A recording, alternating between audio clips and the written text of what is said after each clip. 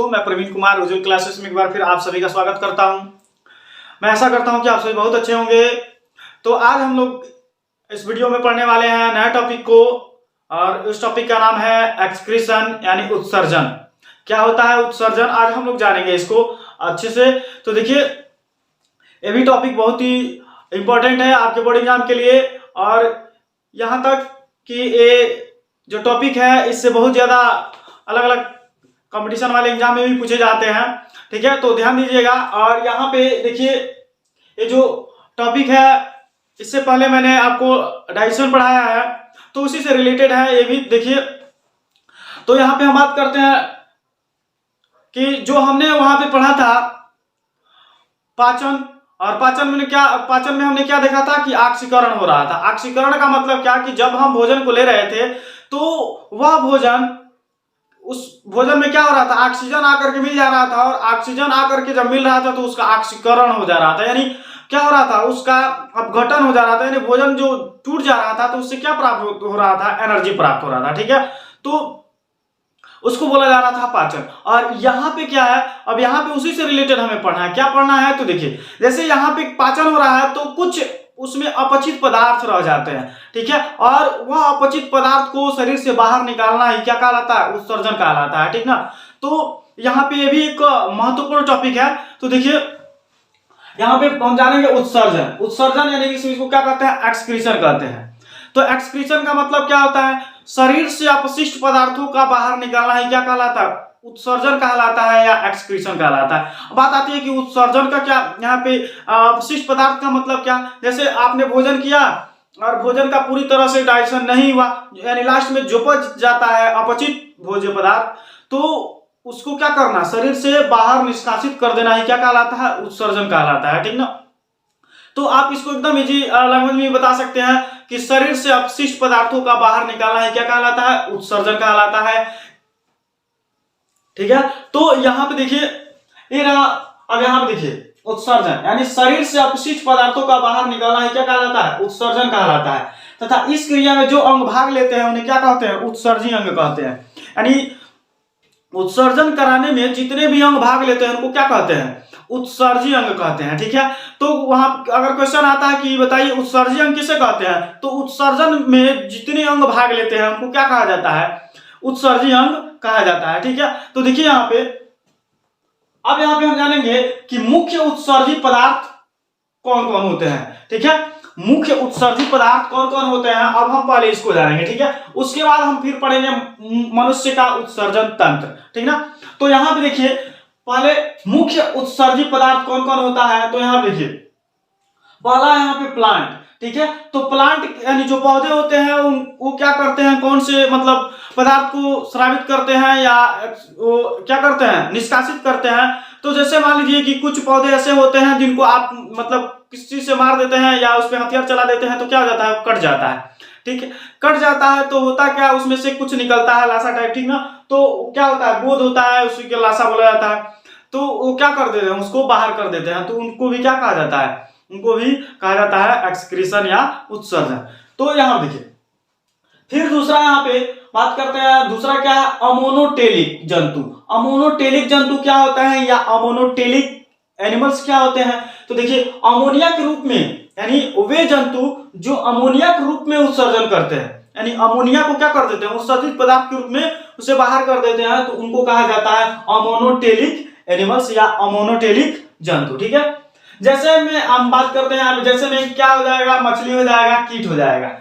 ठीक ना, ये क्या करते हैं, अमोनिया के रूप में उत्सर्जित पदार्थों को निष्कासित करते हैं, शरीर से बाहर करते हैं। ठीक है, फिर देखिए तीसरा देखिए, यूरियोटेलिक एनिमल्स। यूरियोटेलिक एनिमल्स किसको कहते हैं, तो यूरिया, वे जंतु जो यूरिया के रूप में उत्सर्जन करते हैं। ठीक ना, यूरिया के रूप में क्या करते हैं, उत्सर्जन करते हैं या शरीर से अपशिष्ट पदार्थों को यूरिया के रूप में बाहर करते हैं, तो उनको कहा जाता है यूरियोटेलिक एनिमल्स। ठीक है, तो इसमें कौन कौन आते हैं, देखिए, इसमें जितने भी एनिमल्स हैं सब आ जाएंगे और मनुष्य भी आ जाएगा उसमें। ठीक है, फिर यहाँ देखिए, यहाँ पे क्या है, स्तनधारी है। ठीक ना, तो इसमें कौन कौन आ जाएंगे, मानव आ जाएगा, पशु आ जाएगा, स्तनधारी। स्तनधारी का मतलब क्या कि जितने भी एनिमल्स हैं या ये मनुष्य है तो यानी सब में क्या होता है, स्तन का निर्माण, स्तन पाया जाता है। देखिए चाहे वो पुरुष हो चाहे स्त्री हो, सब में स्तन होता है। बस अंतर इतना ही रहता है कि पुरुषों में क्या होता है, इसका मतलब पुरुषों में विकसित पूर्ण रूप से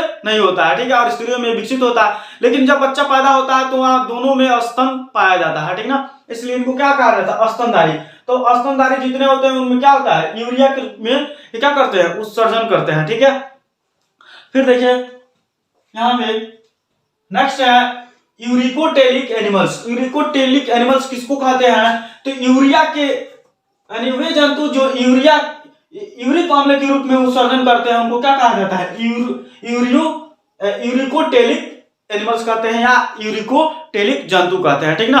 तो इसमें कौन कौन आ जाएंगे, देखिए इसमें आ जाएगा पक्षी, सरीसृप, यानी पक्षी वर्ग के जितने होते हैं सब क्या क्या करते हैं, ये यूरिक अम्ल के रूप में उत्सर्जित पदार्थों को शरीर से बाहर निकालते हैं, ठीक है, और सरीसृप में भी, ठीक ना। तो ये रहा यहाँ पे मुख्य उत्सर्जित पदार्थ, ठीक है। अब फिर हम बात करेंगे, यहाँ देखिए मनुष्य का उत्सर्जन तंत्र, यानी मनुष्य का जो उत्सर्जन तंत्र होता है कौन कौन होता है, तो उसको हम बात करेंगे, ठीक है। तो यू नो वेरी वेल, आप सभी जानते हैं कि जो तंत्र किसको कहते हैं, जब कई ठो अंग आपस में मिल करके कार्य करते हैं उनको क्या कहा जाता है, तंत्र कहा जाता है, ठीक ना। तो यहाँ देखिए यहाँ पे अब हम बात करते हैं कि उत्सर्जित तंत्र कौन कौन कौन होते हैं, ठीक ना। तो यहाँ देखिए इस पहला क्या होता है, यानी हमारे शरीर में जो पहला सबसे बड़ा जो भाग होता है वो क्या होता है, त्वचा होता है, ठीक ना। तो अगर इस त्वचा की बात करें तो त्वचा क्या करता है, देखिए त्वचा जब यहाँ त्वचा भी एक उत्सर्जन का काम करता है, एक उत्सर्जन का काम करता है। जैसे बात करें हम कि गर्मी के दिनों में जब ज्यादा गर्मी होता है उस दौरान क्या होता है, हमारे शरीर से पसीना बाहर आता है, ठीक है। और जब आप सो के जगते हैं तो उस समय देखते होंगे आपके चेहरे पे एक कुछ लिक्विड यानी यहाँ पे तैलीय पदार्थ की नुमा आ जाता है, उसको क्या कहा जाता है, सीरम कहा जाता है। और फिर बात करते हैं नमक, तो जब यहाँ पे जब पसीना होता है उस दौरान क्या होता है, ये क्षारीय पदार्थ भी बाहर निकलते हैं, ठीक ना। तो जितने भी होते हैं यानी शरीर से जो भी नमक के रूप में निकलते हैं उनको क्या कहा जाता है, ये भी उत्सर्जन के रूप में बाहर निकलते हैं। और ये भी क्या होते हैं, एक बेकार पदार्थ ही होते हैं, ठीक है। जैसे हम शरीर का अगर कोई भी भाग अगर आप मतलब टच करते हैं, यानी उसको जब हम जीभ से उसको हम लगा कर वहां देखते हैं तो क्या होता है, वो नमकीन टाइप लगता है, ठीक ना। इसीलिए इसको कहा जाता है कि इसमें नमक भी, जो नमक होता है ये भी क्या होता है, उत्सर्जित पदार्थ होता है, ठीक है। फिर दूसरा यहाँ पे देखिए, ये तो हो गया त्वचा। अब फेफड़ा क्या होता है, फेफड़ा जिसको क्या बोलते हैं, लंग्स बोलते हैं, ठीक है। ये हमारे शरीर के अंदर पाया जाता है, ठीक है, और इसकी संख्या कितनी होती है, 2 होती है। करता क्या है, देखिए जब हम सांस लेते हैं उस दौरान क्या करते हैं, हम सांस लेते हैं जब ऑक्सीजन को लेते हैं तो क्या करते हैं, CO2 को छोड़ते हैं, ठीक ना। तो फेफड़ा क्या करता है, CO2 को हमारे शरीर से बाहर करता है, ठीक है, जो बहुत ही डेंजर है, हमारे शरीर में ज्यादा देर तक रहे तो बहुत ही नुकसान होगा, ठीक है। फिर बात करते हैं वाष्प। जैसे हम बोल रहे हैं तो उस समय क्या होता है, हमारे मुख से क्या होता है, ये वाष्प के रूप में निकलता है, ठीक है। तो और फिर नेक्स्ट बलगम। बलगम की बात करें, देखिए तो कोई भी अगर वहां पे मतलब मनुष्य है या जो अक्सर आप लोग देखते हैं वृद्ध व्यक्तियों को जो बूढ़े हो गए रहते हैं वो क्या करते हैं, बहुत खखार खखार के थूकते हैं। तो कहां से प्रेशर जनरेट करते हैं, वो भी पूरा फेफड़ा से ही प्रेशर जनरेट करके तब खखार के उसको थूकते हैं, ठीक है ना। तो ये क्या करता है, बलगम को निकालने का काम करता है, ठीक। फिर देखिए तीसरा यहाँ पे हम बात करते हैं बड़ी आंत, जिसको लार्ज इंटेस्टाइन कहा जाता है। लार्ज इंटेस्टाइन आप कहां पढ़े थे, तो डाइजेशन में पढ़े थे, मैंने आपको बताया था, ठीक है। लार्ज इंटेस्टाइन ये सबसे अंतिम भाग होता है और इसमें क्या होता है, सिर्फ जल का अवशोषण होता है और वो अंतिम भाग होता है, ठीक ना। तो क्या करता है, देखिए बड़ी आंत यानी अपचित भोजन, बड़ी आंत क्या करता है, अपचित भोजन को बाहर निकालने का काम करता है, ठीक ना। वहां से सिर्फ जल को अवशोषित करता है, बाकी जितने भी अपचित भोज्य पदार्थ होते हैं उनको क्या कर देता है, बाहर कर देता है। किसके रूप में आ जाता है, काइल के रूप में बाहर करता है, ठीक ना। यानी आपको मैंने बताया था कि वहां पे जब भोजन का पाचन हो रहा था तो अंतिम स्टेज में क्या आया था, काइल आया था, ठीक ना। और काइल के रूप में क्या कर रहा था, बड़ी आंत उसको बाहर कर दे रहा था, ठीक है। तो इस प्रकार से बड़ी आंत भी क्या होता है, उत्सर्जी अंग होता है। फिर यकृत बात करते हैं। यकृत हमारे शरीर की सबसे बड़ी ग्रंथि होती है। देखिए अगर शरीर में पूछता है तो सबसे बड़ा अगर क्या होता है तो त्वचा होता है, ठीक ना। और अंदर शरीर के अंदर पूछता है यानी इनसाइड द बॉडी तो वहां पे हम बताते हैं लीवर। लीवर हमारे शरीर के अंदर जो होता है सबसे बड़ा होता है, ठीक है ना। बाहर कौन बड़ा होता है, तो त्वचा, ठीक है। तो हमारे शरीर के अंदर ये यकृत होता है जो सबसे बड़ा ग्रंथि होता है। इसका काम देखिए, ये बस काम करता क्या है, ये अमोनिया को यूरिया में परिवर्तित कर देता है। बस यहाँ पे उत्सर्जन में लीवर जो होता है बस एक ही काम करता है, वह बस इतना ही काम करता है कि बस अमोनिया को क्या कर देता है, यूरिया में परिवर्तित कर देता है, बस उतना ही छोड़ देता है, ठीक है। फिर यहाँ पे ब्रिक, ब्रिक यानी जिसको बोलते हैं किडनी, ठीक है। तो किडनी क्या करता है, किडनी क्या करता है, यूरिया का पेशाब का उत्सर्जन करता है, ठीक ना। जो किडनी होता है क्या करता है, यूरिया और पेशाब का उत्सर्जन करता है। यह हमारे शरीर का सबसे मुख्य उत्सर्जन अंग होता है, ठीक है। तो हमने यहाँ पे देखिए इन सारी चीजों को यहाँ पे बस हमने यहाँ पे लिया, और लेकिन जो इसका मुख्य उत्सर्जन अंग होता है कौन होता है, ब्रिक होता है, यानी किडनी होता है। तो हम इसके बारे में पूरा डिटेल्स पढ़ेंगे। तो इससे पहले आप इसका स्क्रीनशॉट ले लीजिए, फिर मैं आपको पढ़ाता हूं, इसका किडनी के बारे में पढ़ाता हूं। तो देखिए अब हम लोग पढ़ने वाले हैं यहाँ पे किडनी के बारे में, ठीक है। तो यहाँ पे किडनी का स्ट्रक्चर है, तो यहाँ पे पहले हम किडनी के स्ट्रक्चर के बारे में बात करेंगे, ठीक है।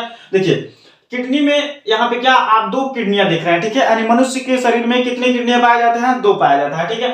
तो यहाँ पे एक बाएं साइड में होता है और एक दाएं साइड में होता है। तो यहाँ देखिए, यहाँ पे इसके आंतरिक भाग को क्या कहा जाता है, हाइलम कहा जाता है। और ये क्या है, बायां ब्रिक है, और ये क्या है, दायां ब्रिक है। और इसको इंग्लिश में क्या कहते हैं, तो किडनी कहते हैं। ब्रिक को क्या कहते हैं इंग्लिश में, किडनी कहते हैं। देखिए ये मूत्रवाहिनी है, जो पाइप सा स्ट्रक्चर जो दिख रहा है दोनों तरफ, ये जो दोनों तरफ स्ट्रक्चर दिख रहा है पाइप के नुमा, ठीक है, इसको क्या कहते हैं, मूत्रवाहिनी, और इंग्लिश में इसको क्या कहते हैं, यूरेटर कहते हैं। देखिए जब यहाँ पे क्या होता है, जब रीनल के थ्रू ब्लड जब आता है तो कहा जाता है प्यूरिफायर, वहां पे छानने के लिए कहा जाता है किडनी में। किडनी उसको छान करके क्या कर देता है, इस मूत्रवाहिनी के द्वारा कहा उसको, यूरिया को कहां भेज देता है, मूत्राशय में भेज देता है। यानी मूत्राशय को क्या कहते हैं, ब्लैडर कहते हैं। यानी जब जाहिर सी बात है, जब किडनी वहां से ब्लड को छानेगा तो वहां से यूरिया जो निकलेगा, उस यूरिया को कहीं ना कहीं तो वहां पर ठहरना होगा। तो उसके लिए क्या बनाया गया, ब्लैडर बनाया गया, ठीक है। यहाँ देखिए यहाँ पे क्या है, नीचे ब्लैडर है। ये क्या करता है, यूरिन को स्टोर करता है। स्टोर करने के लिए कुछ चाहिए, तो यूरिन को कौन स्टोर करता है, ब्लैडर, यानी मूत्राशय। ब्लैडर मूत्राशय क्या करता है, उसको एकत्रित करता है, किसको, यूरिन को।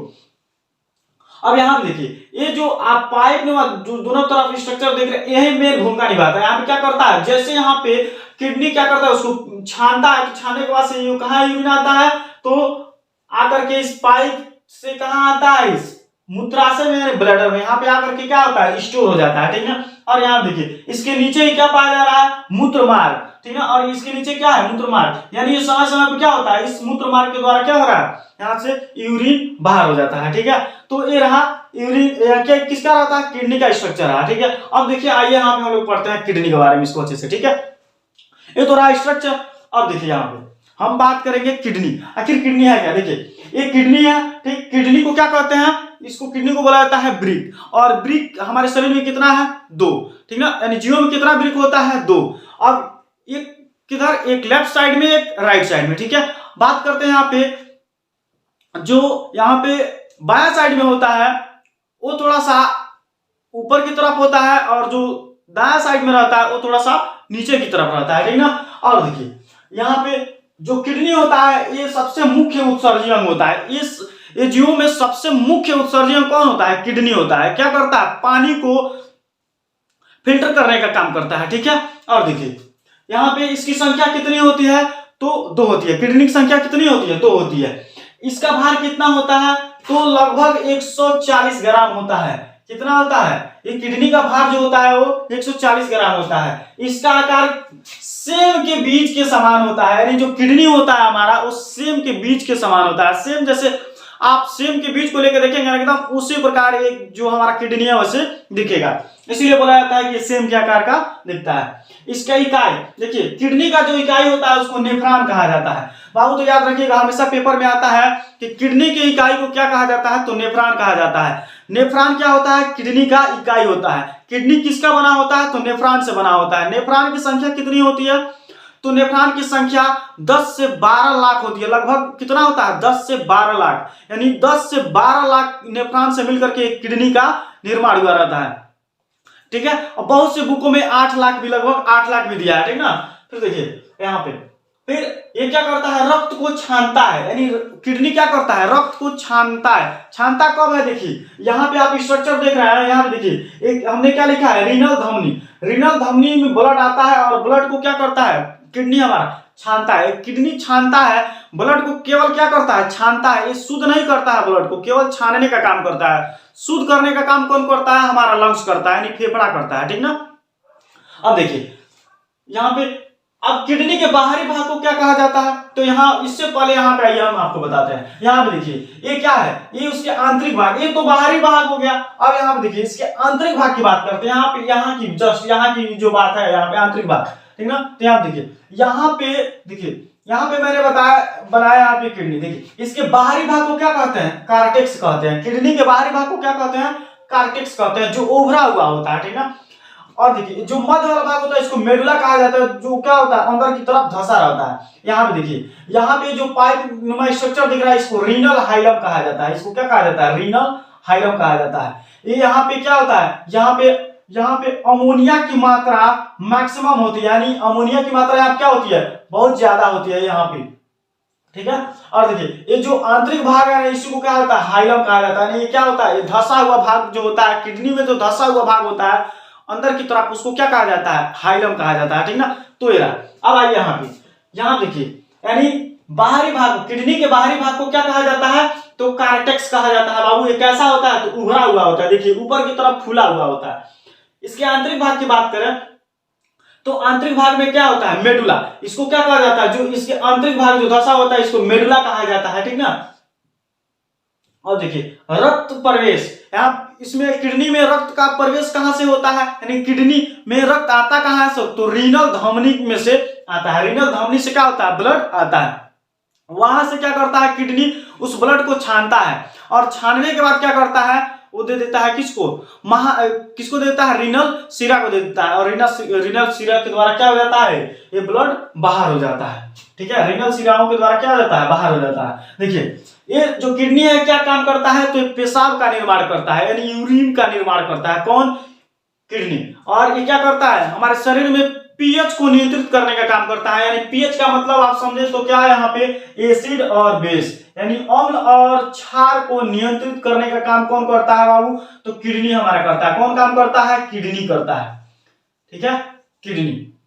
ये भी क्वेश्चन बनता है यहाँ पे कि हमारे शरीर में एसिड और बेस को नियंत्रित करने का काम कौन करता है? तो किडनी करता है। ठीक है, वृक्क करता है। फिर देखिए क्या करता है? आप देखिए जहर को निष्क्रिय कर देता है। किडनी क्या करता है? जहर को निष्क्रिय कर देता है। अगर कम होगा, थोड़ा मात्रा होगा अगर को, तो क्या कर देगा? यहीं पे क्या कर देगा? उसको खत्म कर देगा। हमारा तो तू क्या करने अगर तो क्या कर देगा? उसको तुरंत मार करके उसको बाहर भगा देगा। ठीक है। फिर देखिए यहाँ पे झिल्ली की बात करते हैं। यानी देखिए ये जो आपको यहाँ पे जो किडनी का स्ट्रक्चर दिख रहा है, किडनी, इसके बाहर एक झिल्ली पाया जाता है। ठीक है, इसके बाहर एक झिल्ली पाया जाता है। क्या करता है? इसको प्रोटेक्ट करने का काम करता है। इसके ऊपर, जस्ट इसके ऊपर एक क्या पाया जाता है? अब वो किडनी के ऊपर एक झिल्ली लगा रहता है। उस झिल्ली का नाम होता है, उस झिल्ली का नाम होता है पेरिटोनियम मेम्ब्रेन। पेरिटोनियम मेम्ब्रेन ये क्या करता है? पेरिटोनियम मेम्ब्रेन क्या करता है? तो यह झिल्ली किडनी को सेफ्टी प्रदान करता है, सुरक्षा प्रदान करता है, प्रोटेक्ट करता है किडनी को। ठीक है। तो ये भी क्वेश्चन आता है कि किडनी के ऊपर कौन सा मेम्ब्रेन होता है? तो क्या होता है? पेरिटोनियम होता है। वो किस काम में आता है? तो क्या करता है? किडनी को प्रोटेक्ट करने का काम करता है। ठीक है। फिर देखिए प्रवेश द्वार, यहाँ प्रवेश द्वार कौन होता है? रीनल हाइलम होता है। ये देखिए ये जो यहाँ पे जो स्ट्रक्चर है जो दिख रहा है इसको क्या बोलते हैं? रीनल हाइलम बोलते हैं। यहाँ पर अमोनिया की मात्रा बहुत ज्यादा होती है। तो बात आती है, पूछा जाता है कि बताइए अमोनिया की मात्रा सबसे ज्यादा कहाँ होती है? तो कहाँ बताएंगे आप? रीनल हाइलम के द्वार पे होता है। ठीक ना। यानी जहां रीनल हाइलम होता है वहां पे क्या होता है? अमोनिया की मात्रा बहुत ज्यादा होती है। ठीक है। तो ये रहा। ठीक है। अब हम लोग पढ़ेंगे पेशाब के बारे में। ठीक है, पेशाब का यानी यूरिन क्या होता है इसके बारे में पढ़िए। ठीक है। देखिए यूरिन यानी पेशाब को क्या कहा जाता है? यूरिन कहा जाता है इंग्लिश में। ठीक है। इसमें देखिए इसमें जल की मात्रा कितना होता है? 95% होता है। इसमें जल की मात्रा कितना होता है? 95%। यूरिया का मात्रा कितना होता है? तो 2.7% होता है इसमें यूरिया का मात्रा। ठीक है। लवण कितना होता है? तो 2% होता है। इसमें अन्य जो पदार्थ होते हैं इसके अलावा अमोनिया हो गया जैसे, तो उसका कितना होता है? इसमें 0.3% होता है। यूरिन में अमोनिया की मात्रा कितनी होती है? तो 0.3 होती है। और भी इसमें कोई अन्य दूसरे पदार्थ होते हैं। देखिए जो पेशाब होता है, पेशाब का जो पीएच मान होता है वो कितना होता है? लगभग 6 होता है। यानी लगभग 6 होता है, तो इसका मतलब क्या होता है? ये अम्लीय नेचर का होता है। जो पेशाब होता है वो किस नेचर का होता है? अम्लीय नेचर का होता है। ठीक है। फिर देखिए बात आती है कि पेशाब पीला क्यों हो जाता है? तो पेशाब पीला किसकी वजह से हो जाता है? तो पेशाब यूरोक्रोम की वजह से पीला हो जाता है। पेशाब का कलर किसकी वजह से पीला हो जाता है? यूरोक्रोम की वजह से। कभी आप देखते हैं, कभी फीवर का या अन्य किसी का दवा खाते हैं, तो जैसे कैप्सूल वगैरह आप खाते हैं, तो उस दौरान क्या होता है? आप जब यूरिन डिस्चार्ज करते हैं तो उस दौरान भी आप देखते हैं क्या हो जाता है कभी कभी कि वो जो आपका यूरिन होता है वो भी पीले कलर का हो जाता है। ठीक है। और इसका जो मेन रीजन होता है वो यूरिन पीला होने का क्या होता है? यूरोक्रोम। यूरोक्रोम की वजह से क्या हो जाता है? यूरिन पीला हो जाता है। ठीक है। यानी जो पेशाब होता है वो पीला हो जाता है। मैंने आपको डाइजेशन में भी बताया था कि जो वहां पे जो मल होता है वो पीला किसकी वजह से होता है? तो बिलिरुबिन की वजह से पीला हो जाता है। ठीक है। तो वहां पे क्या था? वहां पे मल था, और वहां पे मल बिलिरुबिन की वजह से पीला हो रहा था। और यहाँ पे ध्यान दीजिए, यहाँ पे जो यूरिन है वो किसकी वजह से पीला हो रहा है? तो यूरोक्रोम की वजह से हो रहा है। ठीक है। ध्यान रहेगा। अब देखिए ये बहुत ही जरूरी है, क्वेश्चन आता है कि बताइए पेशाब का रंग पीला क्यों हो जाता है, किसके वजह से हो जाता है? तो यूरोक्रोम की वजह से हो जाता है। ठीक है। फिर नेक्स्ट आप देखिए पेशाब में गंध किसकी वजह से आता है? तो पेशाब में गंध अमोनिया की वजह से आता है। पेशाब में किसकी वजह से गंध आता है? तो अमोनिया की वजह से गंध आता है। ठीक है। जैसे हम बात कर रहे हैं कि देखिए जो भी अगर जब आप यूरिन डिस्चार्ज करने जाते हैं तो यूरिन तुरंत बदबू नहीं करता है। ठीक ना। जब वही यूरिन 2 से 3 घंटा के बाद वो क्या किया जाता है? वो सूख जाता है वहां पे, मतलब 2-3 घंटा हो जाता है, तो वह यूरिन किसमें चेंज हो गया रहता है? अमोनिया में। ठीक है। जब वह यूरिन अमोनिया में चेंज हो जाता है तब जाकर के क्या होता है? उससे बदबू आने लगता है। ठीक है। उससे क्या होता है? बदबू आने लगता है। ठीक है। तो ये रहा पेशाब के बारे में। ठीक है। अब हम लोग पढ़ेंगे नेफ्रॉन। ठीक ना। तो नेफ्रॉन क्या होता है? हमने आपको बताया कि नेफ्रॉन किडनी का यूनिट होता है या इकाई होता है। इसकी संख्या कितनी होती है? लगभग तो 10 से 12 लाख होता है। ठीक ना। अब देखिए ये कैसी होती है? छोटी छोटी कुंडलित रचनाओं से बना होता है। कौन? किडनी। ठीक है। अब देखिए यहाँ पे जो नेफ्रॉन होता है, नेफ्रॉन 2 प्रकार का होता है। नेफ्रॉन कितने प्रकार का होता है? तो 2 प्रकार का होता है। ठीक है। पहला कौन होता है? तो मालपीघी कोष होता है। दूसरा कौन होता है? तो स्रावी नालिका होता है। ठीक ना। मालपीघी कोष और स्रावी नालिका। तो मालपीघी कोष के भी 2 भाग होते हैं। कौन कौन होते हैं? देखिए मालपीघी के 2 भाग होते हैं। कौन कौन? पहला होता है बोमेन संपुट। पहला होता है बोमेन संपुट। दूसरा होता है केशिका गुच्छ, जिसको इंग्लिश में क्या बोलते हैं? ग्लोमेरुलस बोलते हैं। ग्लोमेरुलस बोला जाता है इंग्लिश में। ठीक है। तो आपने आप क्या देखा? जो नेफ्रॉन है नेफ्रॉन 10 से 12 लाख छोटी कुंडलित रचनाओं से बना होता है। और ये नेफ्रॉन किसका इकाई होता है? तो किडनी का। नेफ्रॉन कितने प्रकार का होता है? तो 2 प्रकार का होता है। पहला होता है मालपीघी कोष, दूसरा होता है स्रावी नालिका। ठीक है। अब यहाँ पे हम बात करेंगे मालपीघी। पहला पढ़ेंगे मालपीघी। तो मालपीघी कितने प्रकार का होता है बाबू? तो 2 प्रकार का होता है। ठीक है। मालपीघी 2 प्रकार का होता है। मालपीघी 2 प्रकार का होता है। पहला होता है बोमेन संपुट, दूसरा होता है केशिका गुच्छ। ठीक है। बोमेन संपुट एक प्याली नुमा संरचना होता है, उसको बोमेन संपुट कहा जाता है। अभी मैं आपको नेक्स्ट बताने वाला हूं। केशिका गुच्छ जो गुच्छे के समान स्ट्रक्चर होता है उसको केशिका गुच्छ बोला जाता है, या बोला जाता है उसको ग्लोमेरुलस बोला जाता है। ठीक है। अब देखिए जो स्रावी नालिका होता है क्या होता है भाई? तो जो बोमेन संपुट होता है और केशिका गुच्छ होता है, इसके बाद जो पाइप नुमा स्ट्रक्चर बचा, जो पाइप नुमा स्ट्रक्चर होता है उसको क्या कहते हैं? उसको बोला जाता है स्रावी नालिका। ठीक है।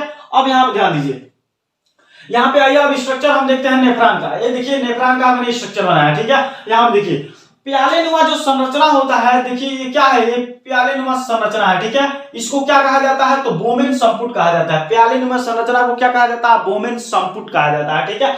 और इसके आगे जो ये गुच्छा दिख रहा है, यानी अंगूर के लाइक स्ट्रक्चर जो दिख रहा है यहाँ पे, उसको बोला जाता है केशिका गुच्छ। क्या बोला जाता है, केशिका गुच्छ, और इसको इंग्लिश में बोला जाता है ग्लोमेरुलस।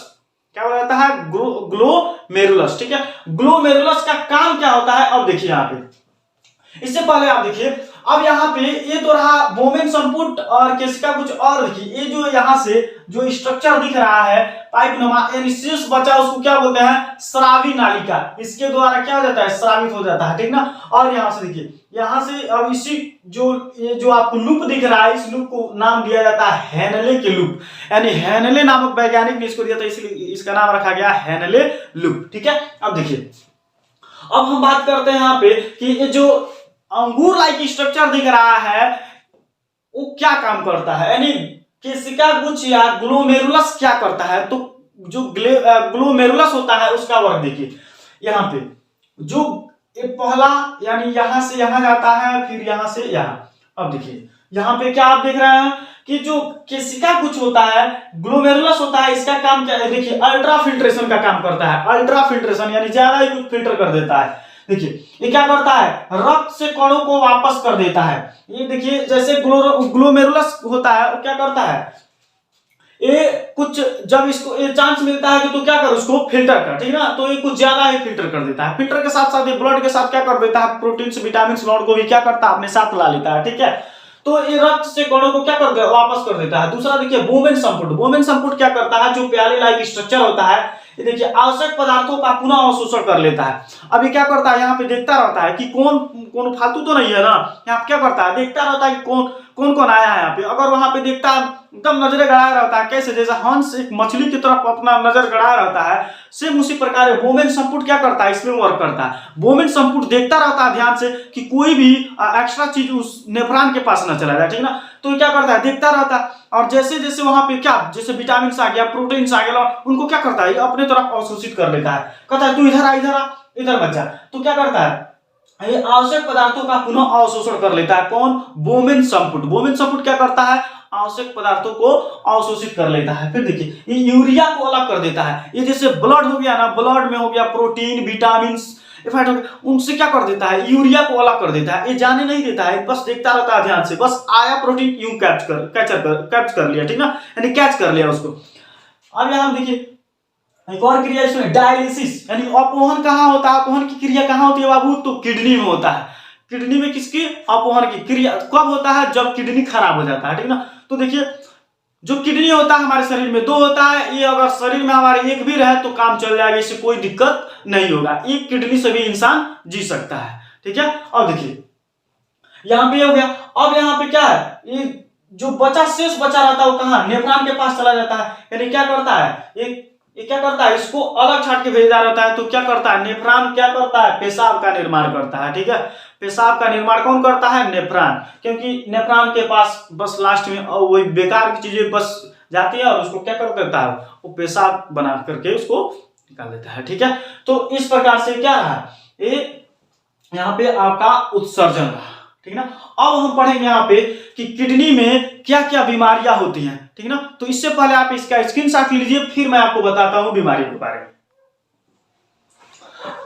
तो अब देखिए, अब हम लोग इसके बीमारी के बारे में पढ़ेंगे, यानी किडनी में कौन कौन से बीमारी होता है, तो यहाँ जानेंगे। देखिए बीमारी यहाँ पे, ठीक है, डिजीज। अब यहाँ पे क्या होता है, पहला स्टोन, यानी जो हमारे जो किडनी में जो स्टोन बनता है किसकी वजह से बनता है, तो यहाँ देखिए कैल्शियम ऑक्जेलेट की वजह से, कैल्शियम ऑक्जेलेट की वजह से क्या होता है, किडनी में स्टोन बन जाता है, ठीक है। तो जो किडनी में स्टोन बनता है किसकी वजह से बनता है, तो कैल्शियम ऑक्जेलेट की वजह से बनता है। मैंने आपको बताया था जब पढ़ा रहा था मैं आपको डाइजेशन, तो उसमें मैं बताया था आपको कि जो पित्त में स्टोन बन जा रहा था किसकी वजह से बन जा रहा था, तो वो था कैल्शियम ऑक्जेलेट की वजह से। कैल्शियम ऑक्जेलेट की वजह से क्या बन जा रहा था, पित्त में स्टोन बन जा रहा था, ठीक है। तो यहाँ पे देखिए ये हो गया। दूसरा यहाँ पे यूरिया की अधिकता से यूरेनिया नामक रोग हो जाता है। देखिए जब यूरिया की मात्रा शरीर में ज्यादा हो जाएगी तो कौन सा रोग हो जाएगा, यूरेनिया रोग हो जाएगा, ठीक ना। तो जब ही यहाँ पे क्या होता है कि मतलब हमें ज्यादा समय तक यूरिन को नहीं रोक के रखना चाहिए, जैसे ही वहां पे हमें सूचना मिले वहां तुरंत क्या कर देना चाहिए, हमें जाके यूरिन डिस्चार्ज कर देना चाहिए, ठीक है। क्योंकि देख सकते हैं आप यूरिया की अधिकता से जब शरीर में यूरिया की मात्रा ज्यादा हो जाएगी तो उस दौरान कौन सा रोग हो जाता है, तो यूरेनिया नामक रोग हो जाता है, ठीक है। तीसरा देखिए, तीसरा यहाँ पे तीसरा गाउट यानी गठिया, जो इस समय कॉमन है, ठीक ना। यहाँ पे ज्यादातर इस समय लोगों को गठिया रोग बहुत जल्दी ही हो जा रहा है, ठीक है। तो किसके वजह से, देखिए जब शरीर में यूरिक अम्ल की मात्रा ज्यादा हो जाएगी तो क्या हो जाएगा, जब शरीर में यूरिक अम्ल की मात्रा ज्यादा हो जाएगी तो यहाँ पे गठिया रोग हो जाएगा, ठीक है। अब देखिए होता क्या है, जो यहाँ पे हमारी हड्डियां हैं, हड्डियों के बीच में ग्रीस होता है, ठीक है। उस ग्रीस का नाम क्या होता है, तो साइनोवियल लिक्विड उसको बोला जाता है। साइनोवियल द्रव पाया जाता है इन हड्डियों के बीच में, जो मुड़ने उड़ने में मदद करता है, ठीक है, यानी ग्रीस का काम करता है, ठीक ना। तो ये क्या हो जाता है, वहां पे जब यूरिक अम्ल ज्यादा हो जाता है तो सूख जाता है। जो साइनोवियल लिक्विड होता है, जो साइनोवियल द्रव होता है ना, कौन सा द्रव होता है, तो साइनोवियल लिक्विड होता है। कौन, हड्डियों के बीच में जहां जहां जोड़ होता है वहां पे साइनोवियल लिक्विड होता है। और उस लिक्विड को प्रॉब्लम होता क्या है, जब यूरिक अम्ल बढ़ जाता है शरीर में तो उस दौरान ये जा करके क्या करते हैं, ये जहां जहां ये हड्डियां जुड़ी हुई है वहां पे जो साइनोवियल द्रव होता है उसको सुखा देता है, ठीक ना। जिससे क्या हो जाता है, जोड़ों में दर्द होना स्टार्ट हो जाता है, नहीं यहाँ पे सभी जगह दर्द होने लगता है। अक्सर आप लोग देखे होंगे जो गठिया का मरीज होता है वो इंसान बहुत चिल्लाता है, जब बैठता है उठता है तो उसको बैठने उठने में बहुत दिक्कत होता है, बहुत ज्यादा चिल्लाता है। अक्सर बूढ़े लोगों में आप लोग देखते हैं उनको बैठने उठने में बहुत ज्यादा दिक्कत होता है, ठीक ना। तो किसके वजह से होता है, यूरिक अम्ल की वजह से होता है। अब देखिए किडनी का ट्रांसपोर्ट किया जाता है। देखिए अगर बात करते हैं यहाँ पे किसी व्यक्ति के द्वारा अगर दिया जा रहा है, जैसे घर में कोई भी हो, रिलेशन में जो भी है, मतलब माँ बहन या पिता भाई कोई भी हो, तो उसका जो अगर किडनी ट्रांसपोर्ट होता है तो जल्दी हो जाता है। लेकिन अगर हम बात करें किसी मृत शरीर से, तो किसी मृत शरीर से अगर वहां पे उसका किडनी निकाला जाता है तो उसके बगल में उसको भी लेटाया जाता है, वहां से किडनी निकाल के तुरंत उसके शरीर में लगा दिया जाता है, तो भी उस कितना समय लगता है, 24 घंटे का, यहाँ पे 48 घंटे का समय लग जाता है। यानी किडनी का ट्रांसपोर्ट करने में कितना समय लग जाता है, यानी 48 घंटे का समय लग जाता है, ठीक है। तो ये रहा यहाँ पे जो किडनी में बीमारियां होने वाली हैं उसको यहाँ पे मैंने आपको बता दिया, ठीक है। तो ये रहा पूरा, यहाँ पे टॉपिक खत्म हो गया। जो उत्सर्जन था यहाँ पे कंप्लीट हुआ, और मैं आशा करता हूं कि आप सभी को ये आज का वीडियो बहुत अच्छे से समझ में आया होगा, पसंद आया होगा। और यदि आपको कोई भी दिक्कत हो रहा है किसी भी टॉपिक पे, आप वीडियो को बार बार रोक के देखिए और आपको डेफिनेटली बहुत अच्छे से समझ में आ जाएगा, ठीक है। तो मैं आशा करता हूं कि आपको ये आज का वीडियो बहुत अच्छे से समझ में आया होगा। और यदि आप मेरे चैनल पे नए व्यूअर्स हैं तो सबसे पहले आप मेरे चैनल को सब्सक्राइब कर लीजिए और वीडियो को और बेल आइकन को दबाना बिल्कुल ना भूलिए, जिससे कि मेरा जो भी नोटिफिकेशन आए उस सबसे पहले आपको प्राप्त हो। Thanks for watching video. जय हिंद।